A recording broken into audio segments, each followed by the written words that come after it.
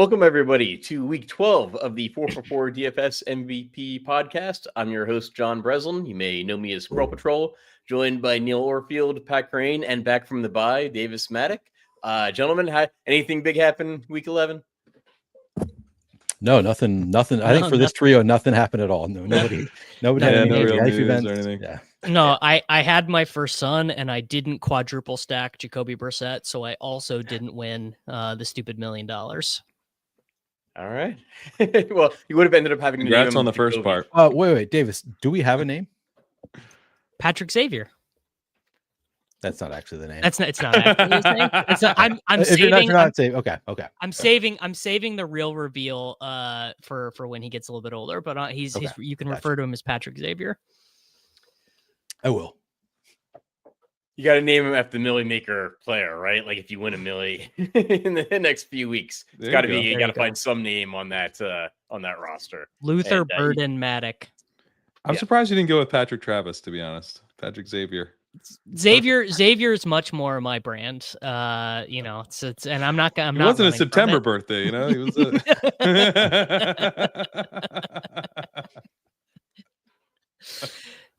All right, so we're on to week 12. We have 11 games on the main slate. Again, it's pretty similar setup to actually the last few weeks, where we've got we're just starting to see some like diverging teams, and that creates some huge spreads, right? You've got like a 14-point spread with Baltimore and the Jets. Again, double digits between Detroit and the Giants. Just news, I think, right before we came on the air that Jackson Dart is not going to play, I believe. So James looked like he was. He was practicing in full. I wrote it up like he was. Yeah. Yeah. The concussion protocol is tricky, right? Because I think he probably feels fine, but they have to get independent clearance, and he apparently did not get. And so it's I think he was like, it's one of those situations where he's like practicing more than like you would expect him to play. Right. You never know for sure. Yeah. Yeah, I didn't get the clearance. And then we've got a double-digit spread, 13.5. I think Seattle and Tennessee. And then you've got some lower totals, and then you've got like matchups of actual like good offensive teams. You've got like Cincinnati and New England, and then some question marks there. Is Joe Burrow back, or is it going to be Joe Flacco? There's been a 7.5 point line movement, so I think we can say Burrow's probably playing. Burrow's gonna be back, yeah. Yeah. So I think he's like he was officially listed as questionable right before we came on the air, but like looking promising there. And then just other injury news, the Josh Jacobs injury is going to be somewhat significant because you've got Emmanuel Wilson that would likely get the bulk of the work, and he's still underpriced. I think 5,300 on. But Jacobs is practicing and doesn't seem. Yeah, the Emmanuel Wilson hopium. I think it's not happening. His knee swelled up. Yeah, I think Jacobs ends up going. We'll have to see. We might not know until Jacobs is like the most listed as questionable, then plays in a reduced capacity running back in the history of the National Football League. It's already happened twice this year where he's came in as legitimately questionable. It's going to happen again. I think it's a knee contusion, which is basically a bad bruise. So there's his knee swelled up. So they're basically hoping the swelling goes down so he has full range of motion, or at least close by kickoff. But he's practicing, so I'm guessing he does. But we won't really know until we know. So we could be thin on running back value this week. Like that was probably the best option in terms of it's a horrible running back slate. Yeah, which is interesting, and we still. I wanted to say like Jonathan Taylor, looking at some optimal lineups, like Jonathan Taylor not on the slate. He is on the slate. he's just 10,000. Is he? Yeah. But yeah, no Christian McCaffrey. McCaffrey's not on the slate. We're missing some of the top running back options. But as always, we'll start with game environments. Neil, we'll start with you. We've got some kind of weird game environments out there, but some things look promising. What are the top game environments for you this Sunday? Yeah, unfortunately, I can't leave the Patriots to Pat this week because I'm just playing that game every which way. Patriots versus Bengals to me is the standout game that I'm going to be playing all of in a majority of my lineups this week. I'm going to be attacking Patriots and Bengals. Love that game environment. We do have some other like pretty interesting games. Obviously the Giants with JMO versus the Lions. The Lions side looks really good, but I think you can even play the Giants at this point with JMO there. Pittsburgh Chicago is kind of sort of gross but sort of fun, like two kind of defenses that give up a lot of fantasy points through the air. So I think could end up being kind of a fun one. And then yeah, one that I'm kind of torn about is Philadelphia Dallas, because I think that it's a really good game environment is kind of where I've landed on, because I think the Dallas defense is really bad, and Dallas offense just generally is able to put up fantasy points regardless of who they're playing. So even against a Philadelphia defense that is looking like elite, they're looking really, really good lately. I still think I'll probably have some of the Dallas pieces as well. So I'd say those are three of my main games to target. All right.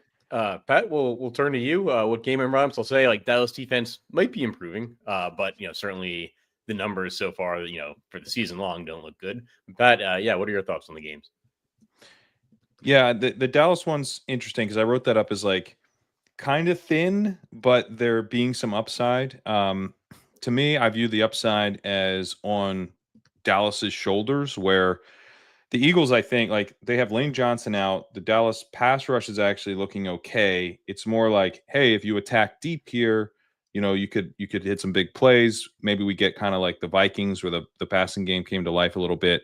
But I've just like lost so much confidence in the Eagles' willingness to do that I would really like the Cowboys to push them. And the Eagles defense looks so awesome in recent weeks. So it's tough, but you do have the weakness for the Eagles is their second outside cornerback, Adoree Jackson, isn't good. Their other two cornerbacks are great, but you've got two great outside wide receivers for Dallas. So maybe Pickens and Lamb, the fact that they have two number one wide receivers on the outside, they can just pick on the weak corner, whoever he's on, and kind of help drive the game. So there's definitely some upside, but it's a little bit fragile, I think, because the Eagles don't really want to get in the type of game we want them to be in. I was really into the cover boy for the walkthrough this week was Amon-Ra St. Brown. I was really into the Lions game with the Giants pushing them like sufficiently. I'm now worried about that game though, because last week with Jameis Winston, they went super, super run heavy against the Packers, which is kind of a thing you can do against the Packers because they'll let you hang around and you can win a one-score game against them. But it is like they had minus 17% pass rate of expected. They had a 64% expected pass rate, which is like pretty much a little higher than average, and they passed the ball 47% of the time. Like, this is a new coach. Kafka might be a pretty conservative guy. We don't know yet. So that has me a little bit nervous about the game. Kafka's been calling the plays already. Well, he hasn't been in charge of the game plan. Like, I mean, this is his show now. I mean, the Giants aren't going to do anything. You don't want to play any Giants, but the Lions are. This is remember week 2. Like, Lions, they're terrible. They get. Well, the Lions are going to smoke them, but is there enough? Yeah. But we're talking game environment. I want the Giants to push back, right? Oh, well, they're not going to. They would have with Dart.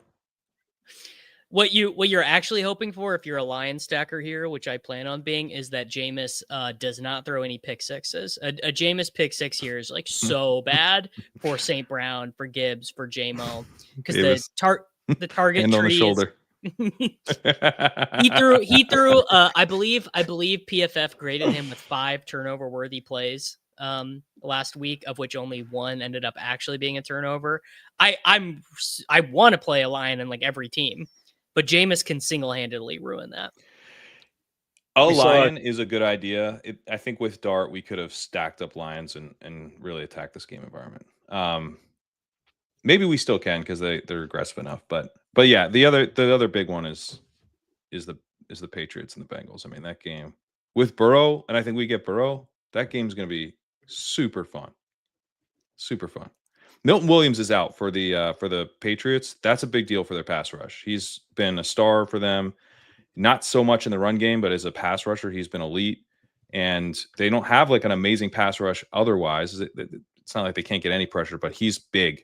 And the big thing with Burrow is he's going to be somewhat immobile, I imagine, playing behind a terrible offensive line. So them not having their star defensive tackle is like a pretty huge deal for Burrow to have success in his first game back. Davis, your thoughts on the game environments? You've got the Colts and Chiefs out there with the how about the highest total game of the slate? The two top 5 offenses in points per drive, 2 top 5 offenses in EPA per play. I think everyone realizes the same thing though, which is that Daniel Jones is living on. You know what? It's kind of fascinating that Daniel Jones and Sam Darnold have began to pumpkin at the same time. These two huge success stories. I believe Daniel Jones has 12 sacks, 7 fumbles, 5 picks in the most recent 2 weeks, which is like that's the Daniel Jones I Sounds remember. like Daniel Jones. Yeah, sounds Really, like really Daniel convenient that Jones. it's happening right as JJ McCarthy is just skyrocketing too. I mean, looks awesome for the Vikings. Yeah, it's great. And I They might think send him to space. Does that count? Steichen is probably Yes. going to have this really ground heavy game plan. Just like, please keep Mahomes off the field. The Chiefs linebackers are good, but smaller and slower.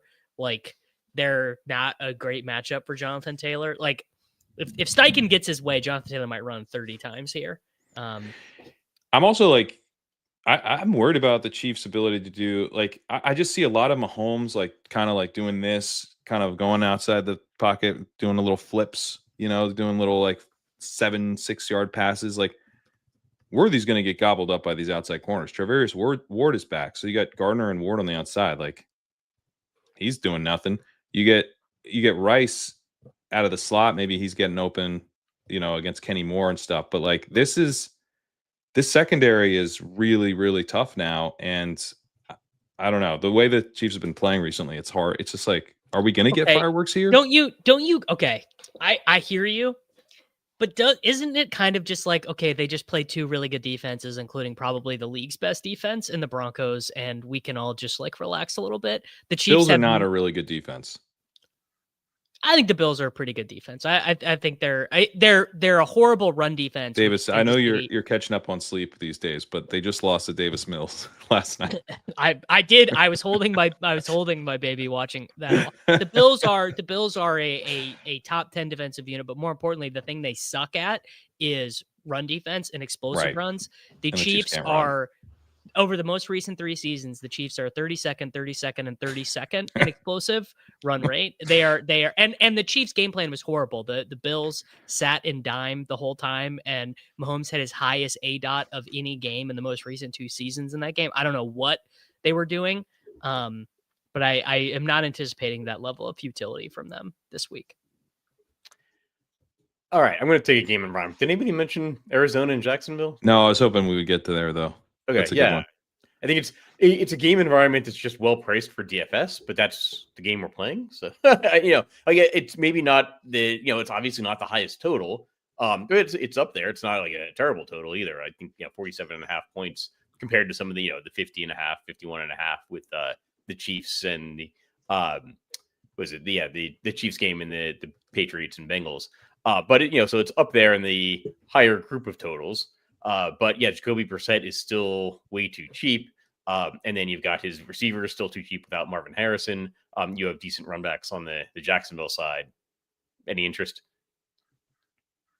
Yeah. So I'm worried that this will be the first time that a team decides to not play prevent defense and actually rush the quarterback and try in the second half against the Cardinals. Because the second that happens, the gravy train for Trey McBride, for Jacoby Brissett, for Michael Wilson, for Greg Dortch, for whoever the running back is, that gravy train is going to stop very quickly because Jacoby Brissett, not good, not a good, not an above average NFL quarterback, completely immobile.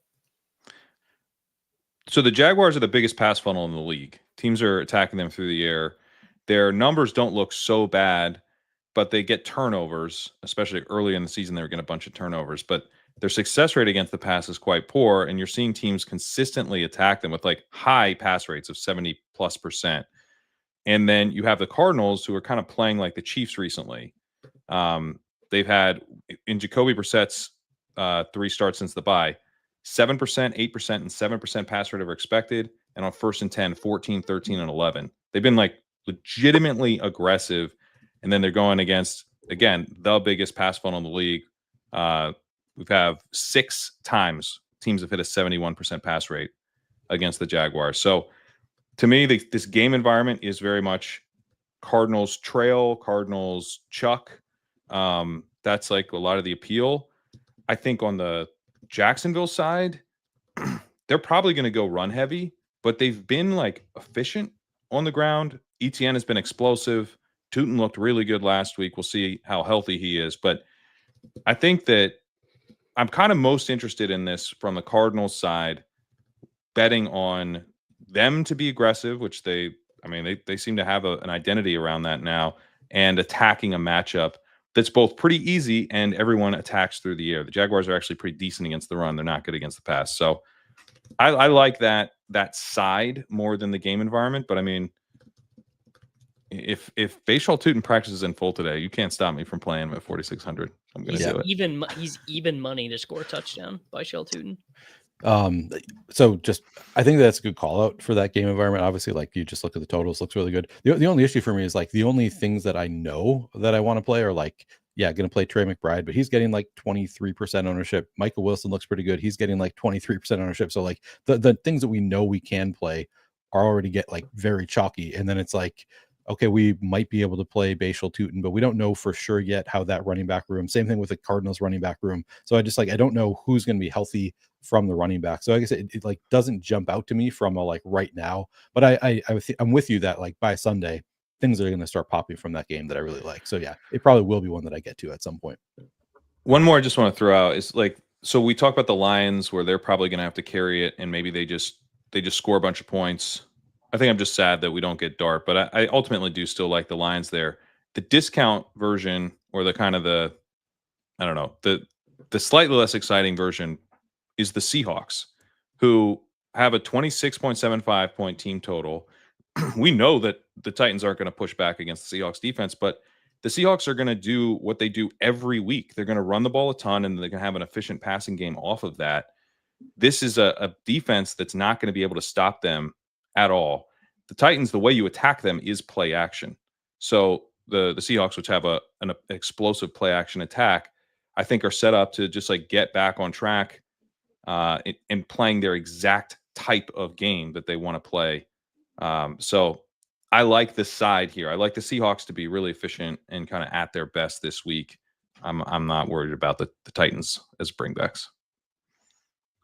All right, let's move on to the quarterback position. Pat, we'll start with you.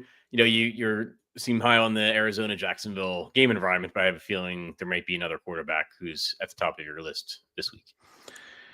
Yeah, I mean, I do think that, like, projection-wise, I think Lawrence is okay. I prefer to go with Brissett there. Like I said, I have a lot more faith in the Cardinals' approach and them kind of like driving the pass-heavy nature of this game if it gets there.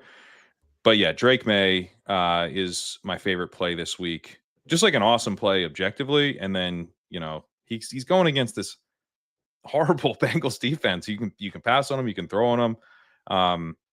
I think you can stack Drake May pretty easily this week. There's not a ton of game environments that we love both sides of. If Burrow plays, like, both sides of this game look really fun. So yeah, big into Drake May this week. You could play Winston at 4,600 with that opening up now and play like I'm saying, worried about the Giants pushing back as much as I wanted, but Winston with some Lions stuff and just like do an onslaught of that game is kind of interesting. Let's see. Goff, I still think is in play. I was excited to stack him before. It's a little thinner now, but I still think he's in play for sure. And then, yeah, Darnold at 5,400. Like I said, I think the Seahawks do their thing this week and put up a bunch of points. So those would probably be my favorite guys. Who would you stack like Drake May with? I think Hunter Henry is very stackable this week. And then like Diggs has been the clear number one there. He's not like amazing at 6,500, but I do think Diggs had a season high route participation last week. It's just like more and more looking like the clear number one. So he would be my favorite. I answered Hunter Henry at the 9:30 Pat Mayo show, and they roasted me for wanting to play Hunter Henry. Like he's like sub 4K. Hunter Henry's a great play this week. Yeah, I think he's a great play. Yeah. All right. We'll get there after Trey McBride when we talk about tight ends. But Davis, any quarterbacks sticking out to you this week? I mean, it's got to be Jared Goff, right? I mean, Goff, JMO, Goff, St. Brown, Goff doubles, Goff triples. It really is just a matter of, can we get any first half competitiveness and how many quarters, how many series do we get the team being, their starters? And something that was just pointed out to me this morning by Rich Rebar was that, who drafted Dan Campbell? The New York Footballing Giants were the team that drafted him in 1999. So I'm worried that might mean he calls the dogs off a little Oh early. no. Yeah. I'm worried. He's like, these guys, they took a chance on me, yada, yada, whatever. Like, I don't want to bury them. So I don't know if you want to put any weight on that, but like literally the last time we were in this situation, they scored 52 points against the Chicago Bears. And now you remove Laporta from that. They don't throw to Brock Wright at all, like a little bit in the red zone, but you can really condense their target tree to St. Brown, J-Mo, and Gibbs. Be surprised if anyone else got more than like 3 targets.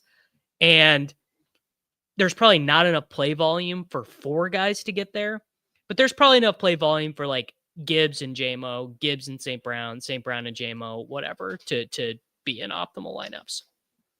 Their team total is still insanely high. So insanely high. Yeah. Neil, how about you for quarterbacks? Yeah, I'm super in on Drake May. Just like stands out as the best. I kind of love that it's a little bit unclear who you want to stack him with, or like that people are hesitant about like all of his potential stacking partners. People don't love Hunter Henry, to me, who is the most obvious of the stacking partners for Drake May. But then I think a lot of his receivers are sort of interesting also. So yeah, Drake May kind of stands out as my favorite by kind of a long shot there. I think you can definitely go to some Goff, of course. I've been doing like drafting in draft games. I've been doing some Daniel Jones, just because I think this is a spot where they're going to be pushed. One thing with both Daniel Jones and like Tyler Warren, that's been kind of a theme, has been they put all their fantasy points in the first half of games and then they don't throw it in the second half. That's not going to happen against the Chiefs. So not a great matchup, but the game environment certainly works to go to some Daniel Jones. With you on Brissett being a fairly strong play here against the Jaguars. And then I'll probably go to some Hurts, even with the banged up offensive line and the improving Dallas defense. I still think it's an exploitable defense, so I think that I will probably get to some Hurts there as well. We have a paid chat question. I think Neil, you answered this in the chat already, but just assuming it's a super flex, it's Bryce Young versus Jameis Winston or Devontae Smith. Any thoughts there? I'd probably go Bryce Young. I'd go Jameis. Yeah, Bryce Young for me. I think I'd go Jameis. Really? We some confidence in Jameis Winston. Considering we were getting down on playing Lions players potentially because of Well, now Davis is talking me back into the game environment. Okay, yeah, that's good to be flexible. I'll say so. Like quarterback this week overall, DFS. I think it's between Drake May and Jacoby Brissett. But the Jaguars allowed the second fewest rushing yards per game, and I think 7th or so most passing yards per game. And Brissett has put up 20 DraftKings points in each of his 5 starts, and he's still like 5,300. And you get the Jacoby Brissett, Trey McBride insta stack. And then it is, the Jaguars running back position is going to be something we have to keep an eye on with Friday practice reports and like Sunday inactives, because like Tootin, it would be a phenomenal play. If Travis Etienne is out, they're both dinged up. So either one of them could be out. I don't know what happens if they're both out. But if one of them plays, then the other looks really, really good. I would presume that if Tootin is out, like Travis Etienne would still be a good play. Yeah. That takes us to the running back position. And Davis said you get the leadoff for running backs. I know it's a little bit difficult to decipher because we are still waiting on confirmation of like Josh Jacobs. But your thoughts on the running back position? Well, yeah, if Josh Jacobs doesn't go, Emmanuel Wilson is like far and away the best play this slate because it is not a particularly good running back slate. With no Samaje Perine, Chase Brown is in the same role that he was in last year, like handling 92% of the running back work. They gave Kendall Milton 2 rushes last week, I believe, but like all the passing down stuff, Burrow should be in it. I mean, I probably will just play Chase Brown on every salary cap DFS team I play this week. And like, sometimes that means he's going to suck and only get like 12, but he, even against New England, who is really good against running back production, is probably going to get, he's going to get like 19, 25 here a ton of the time. Obviously, if Ramondre Stevenson does not play, Trevion Henderson becomes just like a jam beyond jams. I do hate to be the bearer of bad news, but like Ramondre is going to receive more handoffs than Trevion Henderson this week. There's nothing that anyone can do to stop it. Yeah, I don't know that. I don't think Ramondre is like going to come back and displace Henderson in a major way. I think they'll basically split. They're basically going to split. Yeah, but like, so the way Henderson plays is that he kind of needs as many bites at the apple as possible. His success rate is bad. It's not. It's not that bad. It was bad. It was bad. I guess before the Jets game. It was bad. It's pretty decent. It's better than Ramondre's now. Well, hand on shoulder meme. I mean, Ramondre has a 33% success rate. It's running back 51. Henderson's at 40%, which is running back 33. So it's not good, but it's like, I'm just kind of, Henderson has been balling out over the last few weeks. Ramondre's coming back. He's more of a kind of a theoretical fit to be like the early down guy, but he hasn't played well this year, and Henderson's been awesome. And I don't know that they're going to like be eager to kind of shut down the momentum that they've been getting from Henderson. So I do think Henderson will lose work to Stevenson, but I don't know. I think Henderson's in play. I don't know. More from a season-long perspective, I guess. I'm not sure I want to play him at 6,700 if Stevenson is back, but I don't. And it's not even. I guess I have no interest in Stevenson. Is my takeaway for DFS. It's not like you're going to get him at like 8% either. Like he will be because of the matchup and stuff, and because he's a rookie and people love him. Like he will get played. Ken Walker, I think 5,400. Mike McDonald said he's earned more of the work. They're huge favorites. They still might take him out at the goal line. Obviously, Jahmyr Gibbs. In fact, the slate is so bad at running back that in my sim run this morning, I got a ton of David Montgomery. But I also, in my sim run, removed Emmanuel Wilson, gave Josh Jacobs like his normal war. Obviously, Wilson is a total jam. And how about King Henry this week? $7,600 on DraftKings. It's not December yet, but the weather is getting colder. Feeling a little bit of Dehember coming, and I don't think he's going to be like super owned. So I like Henry. Neil, your thoughts on their running backs? Yeah, I like several running backs on the slate. Davis actually named a lot of the running backs that I like, but it's like, to me, it's like, it's not a super top heavy running back slate, which is kind of my favorite, where it's like, you kind of make a case for a lot of the running backs here. Both Gibbs and Montgomery obviously look strong. Obviously, Brown looks good. Bijan Robinson against the Saints is like a fine matchup for Bijan, not getting crazy high ownership. Saquon against Dallas. Now, even with the Phillies offensive line getting worse, Dallas's defensive line getting better, that's not ideal. But I still think like teams have been able to run on Dallas. I think probably they're still going to be able to. So I think Saquon looks pretty good. I am going to have a lot of interest in probably both of the Patriots running backs. Henderson is being projected for under 7% ownership. So like as of right now, it's looking like he's expensive if it's a split. Like, I mean, that's if it's a full split. Yeah, exactly. But that's, give me that all day. Like people are going to be like, oh, we're obscuring the fact that they're playing against the Bengals defense. So it's, if you're not playing Henderson, then I'm going to really like Ramondre Stevenson. Like, if you think it's a legitimate split, like Stevenson's only 5,200. I think both are very much in play. Just like they're going to score points on the ground against the Bengals. This much we know. They're going to score points here. I think that it could go like perfectly wrong where they put up, 30 fantasy points and it's Stevenson getting 18 and Henderson getting 18 and Stevenson getting 12, where it's like neither of them is the guy you want. But it's also pretty likely that one of them just takes more of the workload than we're expecting, or of the fantasy points than we're expecting. It's like the most likely scenario is one of them is going to outproduce their salary, and nobody's going to get to either of them because it's kind of unclear how it's going to break down. So I kind of love these situations where it's like the split obscures how good of a spot it is. Give me both Henderson and Stevenson. Probably not in the same lineup all that often, just because the prices are not, good enough that I want to get there often. I might have some of it, honestly, but I think the Patriots running backs, it's a spot I'll attack for sure.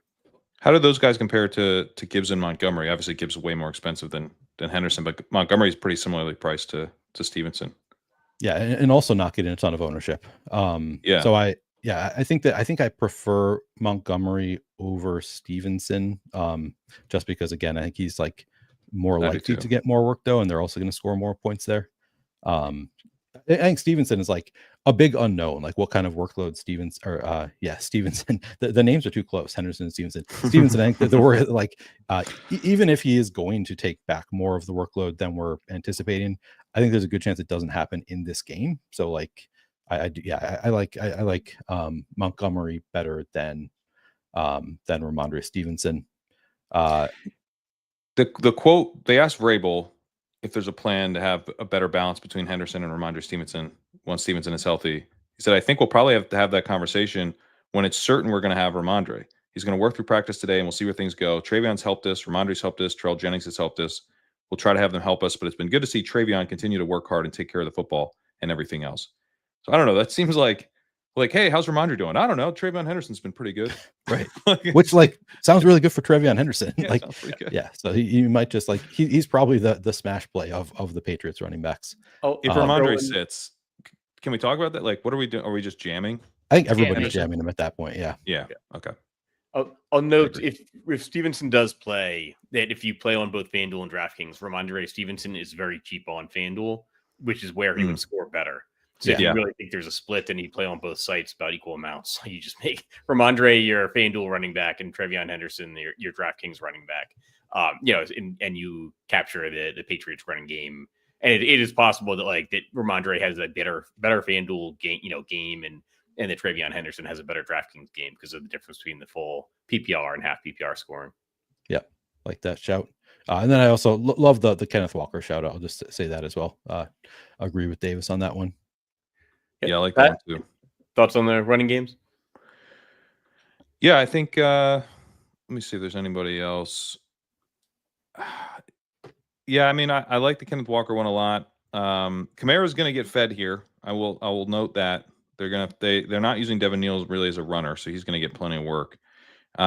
Minnesota is turning into a run heavy team now because no one really knows why. There's no like major issues that they're trying to hide. So that they are running the ball very, very heavily right now, almost like they don't want to pass it. So I think Aaron Jones is kind of interesting because he seems to be taking over the backfield, and the team identity is shifting a little bit. And then, yeah, I mean, the Jacksonville stuff is just like this running back slate could be completely different if we get, Henderson and then one of the Jacksonville guys. Tootin is my guy. Like, I've been waiting for this breakout all year. Looked like we were getting it. Gets hurt. Looks like the season's over. He's back. I'm all excited. But if Tootin were to miss, like ETN, I think is set up really well here. They are also trying to hide Lawrence, I think. I think they're really pivoting to the run. I think Lawrence is becoming like Sam Darnold. They're trying to limit what he's doing and generate some, explosive plays to keep the defense honest, but that the like core of the offense is going to be about the running game now. And you can do that against the Cardinals. That's a plan that will work. So, these Jacksonville running backs are really interesting if we get one of them. I think even if they have both, you could play them. I mean, Tootin is very cheap. Yeah. I think 4,700 for Tootin. 46, yeah. Yeah. Did his price go down? Like he had a big game, right? Right. Yeah. I don't know. I mean, no one played him and then he was hurt maybe. So maybe they just didn't adjust it. Yeah. All right. Well, yeah, I do think the running back position is somewhat murky this week. I'll give my thoughts. That we have Jonathan Taylor on the slate, right? But he's 10K. And so I think it's actually I think it's okay to kind of skip over him. He has to do so much at that price tag. Like 2 touchdowns, maybe not enough. But he actually does not have the best touchdown odds on the slate. The best touchdown odds on the slate at minus 290 go to Jahmyr Gibbs. And he's 8,300, relative compared to like Jonathan Taylor, slightly worse touchdown odds at 10K. Like I think Gibbs is inevitable this week. And I think that especially if we get value created by injuries, like that's probably like my top, the number one like guy I'm putting into a lineup, maybe after Trey McBride. But yeah, we'll move on to the wide receiver position. Oh, go ahead, Pat. just one note on, because there was a quote that made the rounds on Montgomery. Campbell said that the Lions would like to get Montgomery more carries. He made a similar comment a couple months ago after the Chiefs game, that he would like to balance the backfield out. Montgomery had a 17% carry share before he made that first comment. He was down to 29% last week. So to me, it's like he wants Montgomery to be like 40 to 50% of the carries. I'm not worried about that for Gibbs. Like, Gibbs is going to get plenty of carries this week. He'll be fine. Similar to Walker, where it's like the coach speak coincides with perfect timing for them to just like increase the pie for the running game in general. Like, Yeah. you can get him, you don't even have to cut into the other running backs for him to get more of a workload. Or it's like, yeah, Gibbs doesn't have to lose anything. You can just run more against the Giants. So yeah, it's kind of a perfect spot. All right, let's move on to the wide receivers. Neil, we'll go back to you. What are your top options at the wideout position? Yeah, I mean, we talked a lot about the Lions. Amon-Ra St. Brown is going to look great. Jamison Williams looks a lot better now with Dan Campbell calling the plays there. Probably continues to be a big part of that game plan. So I think both of the Detroit receivers look pretty good. I think I like Devonta Smith better than AJ Brown, just because the Cowboys have been playing a lot of zone, and Devonta Smith has been a lot better against zone defense. Maybe one of these ball knowers can give a different opinion. Cowboys are so bad in the secondary that you can kind of. It doesn't matter. Gets there. Yeah. Okay. The man zone stuff hasn't worked against the Cowboys. I don't think, because they just are too bad. That's good. Good to know. But both are playable, right? I think both are definitely playable. Yeah. AJ Brown, Devonta Smith look good. JSN, I'm sort of mixed on JSN. In general, I think I don't love it because he's up to 9,000, and like, will they have to throw at all in the second half against Tennessee? Probably not. Titans have the lowest team total of any team in a game this year. Yeah, I mean, are they going to throw it all? Like, are they just going to Kenneth Walker wheels up second half? I think probably is what happens there.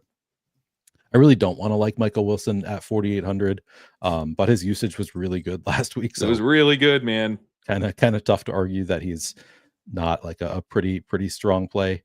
I want to break down the Patriots receivers. I kind of want to hear you guys' thoughts there, because again, I think like I really like Drake May, and it's easy for me to go to like Hunter Henry, Trevion Henderson, those stacks. But I do think like one of these receivers probably gets there. The concern with Diggs is like that's the one spot that the Cincinnati defense is good, right, against wide receiver ones. So I guess I've been like more inclined to go to either Kayshon Boutte or Mac Hollins, but it's also like an elite schematic matchup from for Pop Douglas.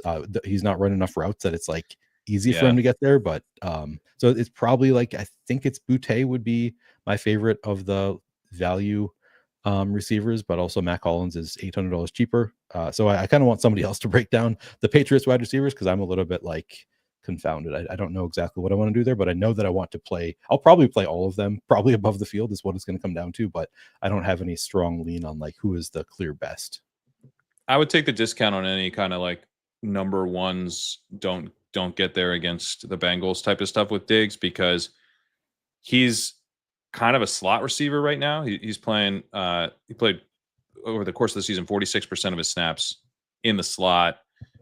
Booty, I mean, you could argue Booty's their number one receiver in terms of like traditional X downfields. May's going to be looking for him on those deep shots. Like, if you're saying like this is what we're going to try to take away, you want to take away May's deep ball. So Booty being back, I think, he's going to have plenty of defensive attention this week. The Mac Hollins one's a little tricky because he had his route spike with Booty out. Right. He's been down at kind of like 50% for most of the year, 83 and 84% over the last couple of weeks, but he's definitely outplayed Kyle Williams. So my guess is that he does play a decent amount and that we don't see a ton of Williams, but Williams is a rookie. Maybe they want to see more of him. So the guys I'm like confident are going to run routes are Kayshon Boutte and Stephon Diggs. And so, but then Booty's kind of expensive. 5,000. Yeah. Which, I mean, it's not crazy, but so to me, it's Diggs. I think Diggs is like that's the guy they're looking to feed. His route participation's been up. He's been really good. And yeah, if you have the Bengals pushing back with Burrow and the Patriots, like, really kind of pressing, like that's their go-to guy. Like, key third downs, key situations. They're looking for Diggs right now. I like it. Actually, let me throw one more name out there. Luther Burden. I mean, I guess I could have left him for anybody else because you guys definitely would have mentioned Luther Burden if I didn't. But I just noticed that he's 3,600 as his role grows. But I'll end it there. I'll send it to you guys. Pat, any thoughts on non-Patriots receivers? Luther Burden, man. That's like he's the slot now. He's and they asked Ben Johnson, like, what do you think? What's the deal? He's like, yeah, I mean, he's playing really good. We should give him the ball more. We should get him more. It's like, yeah, oh yeah, it's happening. I mean, Rome Odunze has played well this year, but he's like this downfield number one receiver. You know, he's how kind of many like receptions he has in November? like 3. He's got 8 receptions in November. Yeah, it's not been great, but I mean, you take away, that's what you do now, right? You take away Rome Odunze if you're the opposing defense, and they need someone else to step up as that playmaker. Is kind of the DJ Moore, but DJ Moore hasn't been DJ Moore this year, and Luther Burden's been awesome when on the field. Like he's got 2.39 yards per route run, 22% targets per route run, which matches Zacchaeus. So he's getting just as much targets as Zacchaeus was, but he's actually doing something with them. Zacchaeus was at 1.12 yards per out run. Moore is at 1.31. Like there's no burst and explosiveness on some of these shallower targets. They need Luther Burden. Like this is someone they need to step up. You're going against the Steelers defense that has a pretty good pass rush. You got to get the ball out a little quicker, which is very tough to do with Caleb Williams. You got to convince him to throw to someone quick, right? Maybe that's how this fails, is that he just chucks it deep to Rome Odunze all game, and we never get enough targets for Burden. But my guess is that there's going to be stuff in the game plan for Burden. Like if he's playing more, they're going to utilize him on screens, which they've done. He's got 9% of his yards on screens this year, 84th percentile among receivers there. So I think we're going to see some quick hitters, some design stuff for Burden. If he can also earn targets in a matchup where they need to get the ball out a little more shallowly, he could be really fun. Luther Burden, 37.5 receiving yards line. Just looked it up. I think that actually the prop just came out. Taking the over there. Yeah. Do we like Luther Burden, I guess, more than Isaiah Hodgins? Yes.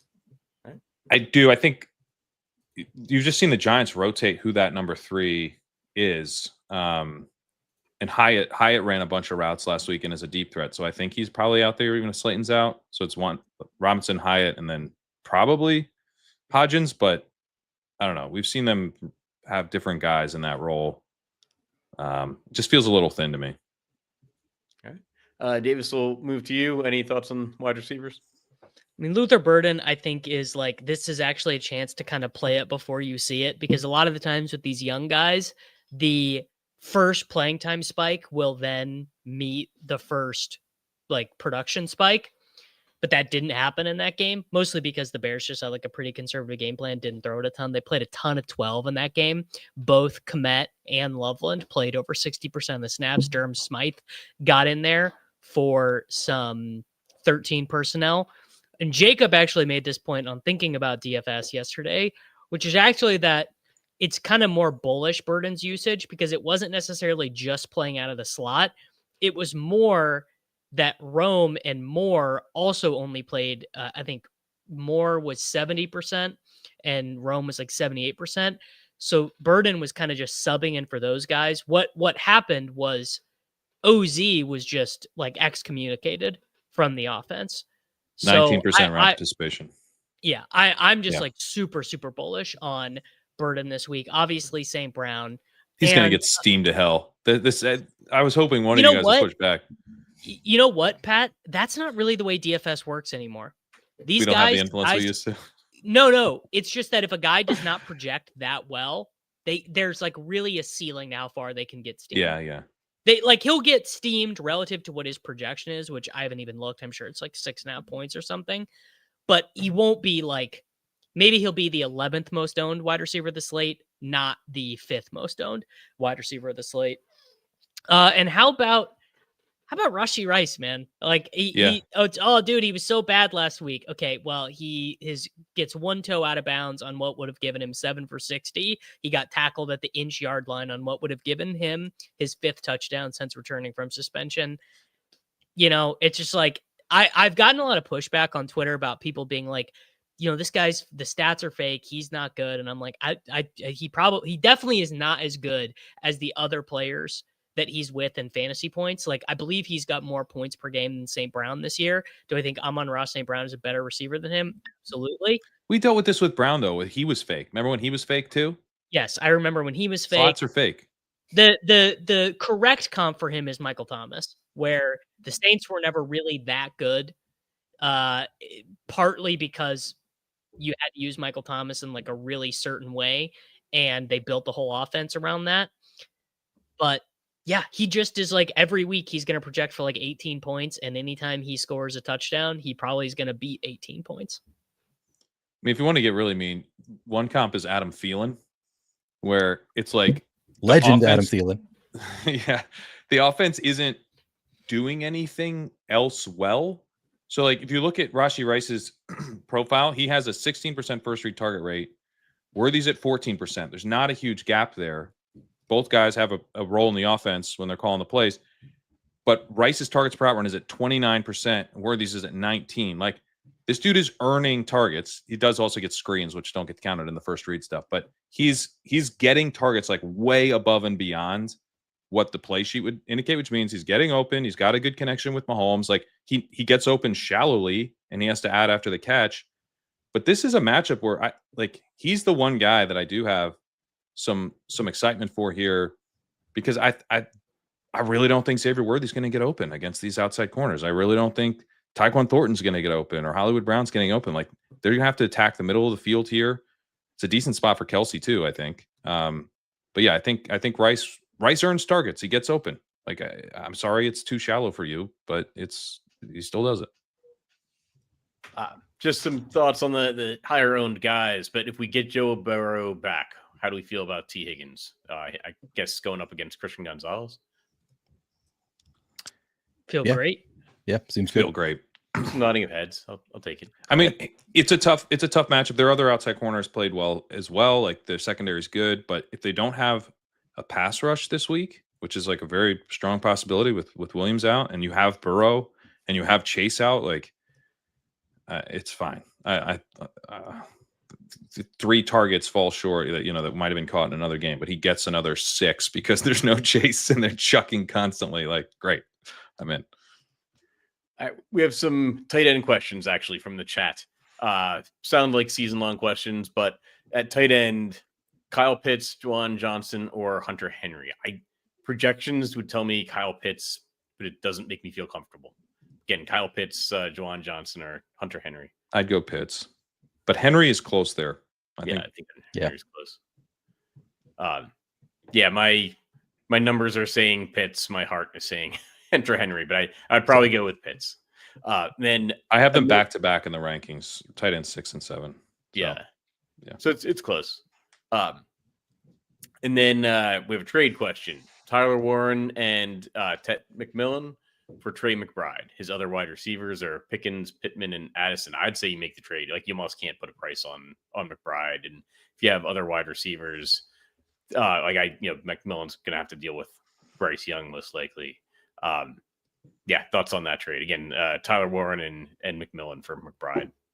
Yeah, I think McBride is like I guess Warren is also an every week starter, but McBride is like an every week top 2 tight end starter. So I think I'm with you on making that trade. Yeah, he's going to project for like 5 points more than Warren most weeks. So yeah, I think you just do that. Yeah. All right. We'll move on to the tight end position then for DFS. Pat, we'll start with you. Is it just a Trey McBride flowchart week, or you did sound high on Hunter Henry? Yeah, those would be my top 2. McBride is just in a great spot. The Michael Wilson stuff, I think, almost distracted from how great McBride was as well. And this is, another potential high volume spot for the Cardinals offense. And Davis is right that Brissett's like not good, but he's like good enough. It's they're willing to pass a ton with him, so it doesn't really matter. And he hasn't been bad, and especially in these matchups that set him up for success, which this one very much does.